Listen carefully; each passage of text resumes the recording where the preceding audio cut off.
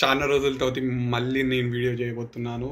ఒక 2-3 months gap వచ్చింది. బాగా గ్యాప్ వచ్చింది. I don't know why. Particular gap ఎందుకు వస్తుందో తెలియదు.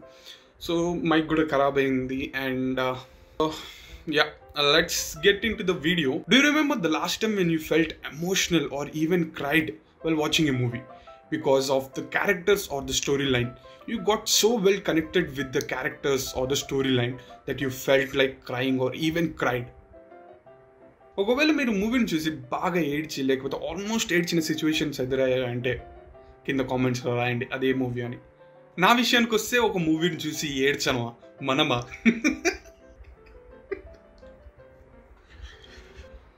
నాకు గుర్తుంది, చిన్నప్పుడు కొన్ని మూవీస్ని చూసి నేను ఎమోషనల్గా బాగా కనెక్ట్ అయ్యి లిటరల్గా ఏడ్చేవాడిని. ఇప్పుడు కంప్లీట్గా సిచ్యువేషన్స్ మారాయి. ఎందుకంటే టైం పాస్ అవుతున్న కొద్దీ చిన్నప్పుడు ఉన్నంత ఎంపతి మనలో ఇప్పుడు ఉండదు.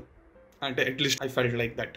ఆ మూవీస్ పేరు కూడా గుర్తున్నాయి. నేను చిన్నప్పుడు చూసి ఏడ్చిన మూవీస్ పేర్లు కూడా గుర్తున్నాయి. ఇప్పుడు ఆ మూవీస్ని చూస్తే ఈ మూవీకా నేను ఏడ్చింది, కంప్లీట్లీ సిల్లీ మూవీస్ కూడా ఏడ్చేవాడిని. But as I said, as time pass మనలో ఉన్న ఎంపతి తగ్గిపోయిందేమో. కొన్నేళ్ల క్రితం వరకు ఒక మూవీని చూసి ఏడవడం అది ఎప్పుడో చిన్నప్పుడు జరిగిందిలే, మనం ఇప్పుడు కంప్లీట్గా మారాం, మనల్ని ఏడిపియాలంటే చాలా కష్టం, ఒక మూవీని చూసి మనం ఏడవడం అంటే ఇంపాసిబుల్ అనుకున్నా. But until recent times Sita Ramam movie చూసేటప్పుడు నేను కొన్ని సీన్స్, ఒక సిరీస్ ఆఫ్ సీన్స్ వల్ల బాగా ఎమోషనల్గా కనెక్ట్ అయ్యి ఏడవడం కాదు, కళ్ళల్లో నీళ్ళు తిరగడం కూడా కాదు, మేబీ నేను ఇదే మూవీని ఒక 8 years బ్యాక్ చూసుంటే ఏడ్చుండేవాడినేమో.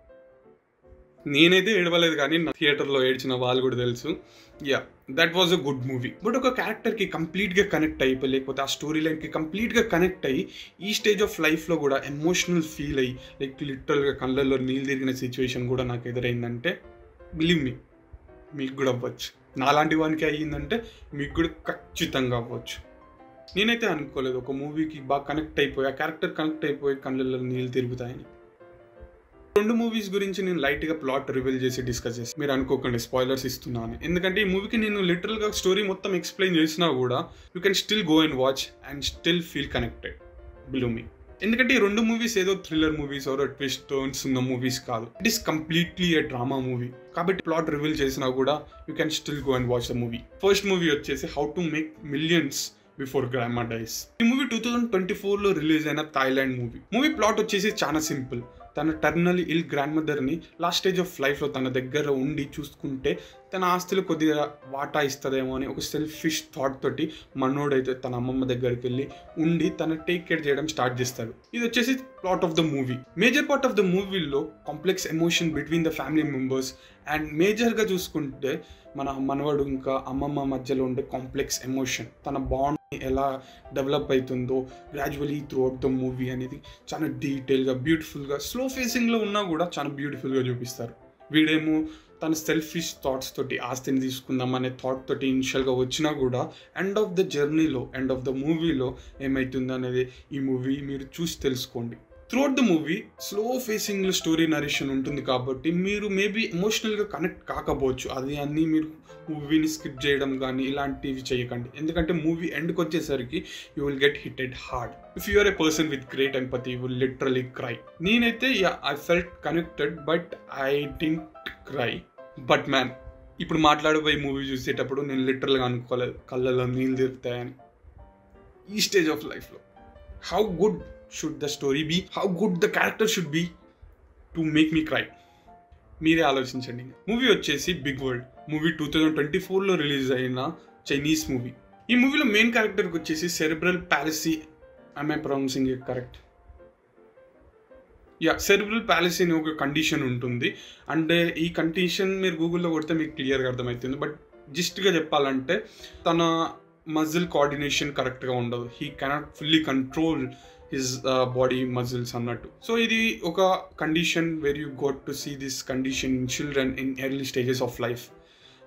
పర్టికులర్గా దీనికి క్యూర్ అనేది లేదు. మూవీ ప్లాట్ వచ్చేసి journey of this bye.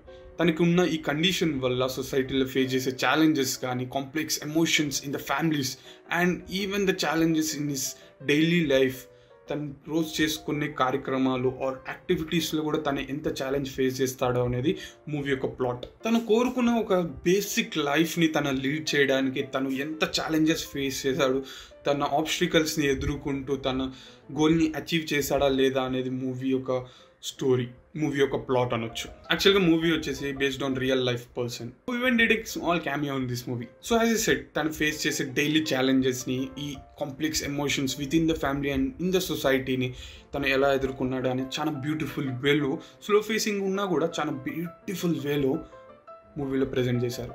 And భయ్యా నేను చెప్తున్నా కదా, లీడ్ రోల్ ప్లే చేస్తున్న యాక్టర్ జాక్సన్ ఈ, ఐ థింక్ జాక్సన్ ఈ, let me check, yeah Jackson ఈ ప్లే చేసిన రోల్ వచ్చేసి వాడు ఏమన్నా యాక్టరా నా భయ్యా, అసలు వాడు జీవించిండు, అసలు పిచ్చోళ్ళని చేస్తాడు మనల్ని. అసలు ఆ యాక్టింగ్గా కాదు, నాకు అర్థమే కాలేదు. అది నిజంగా సెరెబ్రల్ పాలసీ అనే కండిషన్ తోటి సఫర్ అవుతున్నాడేమో అనిపించింది నాకు. I think he deserves more recognition, ఎందుకంటే వాడు చేసిన యాక్టింగ్ వా వా వా వా వా వా. అండ్ కామన్ సెక్షన్లో చాలా మంది ఈయనకి ఆస్కార్ రావాల్సిందే, ఈడు ఇచ్చిన పర్ఫార్మెన్స్కి పక్కా ఆస్కార్ రావాల్సిందే అని చాలామంది అన్నారు. And even I believe so, ఎందుకంటే వాడిచ్చిన పర్ఫార్మెన్స్ ఆ లెవెల్ది. లైక్ ఇన్ఫ్యాక్ట్ నేను చెప్పా కదా, నేను ఎమోషనల్ ఫీల్ అయ్యి ఆ క్యారెక్టర్కి కనెక్ట్ అయ్యి, ఐ ఫెల్ట్ సో ఎమోషనల్, నా కళ్ళలో నీళ్ళు తిరిగాయి. సో యా, నాలాంటి వాడిని ఎమోషనల్గా ఫీల్ చేసి నా కళ్ళలో నీళ్ళు తెప్పించిండానంటే he did a pretty good job, అంతే కదా. మీరు ఒకవేళ ఈ రెండు మూవీస్లో ఏదో ఒక మూవీ చూద్దాం అనుకుంటే start with the big world. And ఒకవేళ you decide to see the big world and you like it, you feel what I felt, and మీకు నేను ఇచ్చిన రికమెండేషన్ మీద నమ్మకం వస్తుంది కాబట్టి, and then you go watch how to make millions before grandma dies. And ఇప్పుడే చెప్తున్నా, how to make millions before grandma dies. మీరు ఈ మూవీకి అంతగా కనెక్ట్ కాకపోయినా కూడా బిలీవ్ మీ, బిగ్ వరల్డ్కి 100% కనెక్ట్ అవ్వాల్సిందే if you are in my wavelength. అంటే నాలాగా ఒక వైడ్ రేంజ్ ఆఫ్ మూవీస్ని చూసి, like not only sticking particular to entertaining or thriller, horror or action movies, you watch every kind of movie, every genre of movie, I think you will definitely like this movie. And I see a lot of people saying if you watch a movie and you cry, you are weak hearted. అవండి పట్టించుకోకండి, ఎందుకంటే it's just a sign of empathy అనుకుంటున్నా. ఏదో మీరు మూవీని చూసి ఏడ్చినంత మాత్రాన మీరు వీక్ హార్టెడ్ అని కాదు. So feel free to cry if you felt like cry. So don't hold your emotions back. వెళ్ళే ముందర ఏం చెప్పాలనుకుంటే, if you are a person who watches all kind of movies, all genre of movies like drama, comedy, thriller, horror, action, so you will definitely watch this drama movie which I recommended. So you may have already watched this movie, or maybe you have this movie on your watch list. And okavela meeru only particular kind of movies ni chustaru, endukante already meeru లైఫ్లో చాలా లోలో ఉన్నారు కాబట్టి మూవీస్ని entertainment కోసమే చూస్తారు, are horror మూవీస్ని చూస్తారు thrill అవ్వడానికి, are action మూవీస్ని చూస్తారు ఎంటర్టైన్మెంట్ ఫీల్ అవ్వడానికి.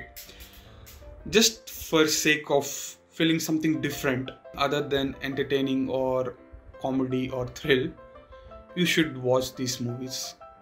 Definitely you will not regret watching these movies.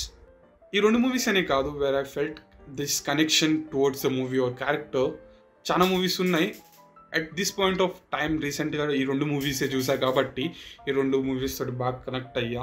So గుర్తొస్తే మిగతా మూవీస్ కూడా సపరేట్ వీడియో చేస్తా, అండ్ ఫ్యూచర్లో కూడా ఇలాంటి ఎమోషనల్ మూవీస్ని పక్కా రికమెండ్ చేస్తా మీకోసం. అండ్ నా సజెషన్ మీకు నచ్చినట్టయితే కింద కామెంట్స్లో ఖచ్చితంగా రాయండి. అండ్ వీడియో నచ్చినట్టయితే యాజ్ యూజువల్ షేర్ చేయండి, లైక్ కొట్టండి, సబ్స్క్రైబ్ చేసుకోండి. ఇంతకన్నా ఏం చెప్తాం. బాయ్.